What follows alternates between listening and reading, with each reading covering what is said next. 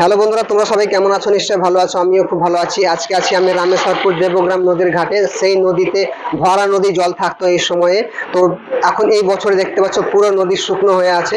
তো কোনো বৃষ্টি নেই, কোনো বর্ষা নেই, তার জন্য এই নদীতে কোনো জল নেই। তো নদী শুকনো হয়ে আছে। আর এই নদীতে পার হওয়ার জন্য মানুষকে কমসে কম একটা মোটরসাইকেল পার করার জন্য কমসে কম 2 ঘন্টা দাঁড়িয়ে থাকতে হতো। সেই শুকনো নদীতে মোটরসাইকেল পার হয়ে চলে যাচ্ছে। তো যারা নৌকা চালাতো তারা মানে বেকার বসে আছে। আর আমার পেছনে যে দেখতে পাচ্ছে নৌকা, এই নৌকাটি উপরে উঠিয়ে রাখানো হয়েছে। কি করবে, নদীতে জল নেই, তো সেই জন্য উপরে উঠিয়ে রাখানো হয়েছে। আর এই বছর একটা দিন নদীতে জল এসেছিল, তো একটা দিন নৌকা চলেছে। তো এই বছরে পুরো মানে নৌকাটি বন্ধ হয়ে গেছে, মানুষ পারাপার করার জন্য বন্ধ হয়ে গেছে।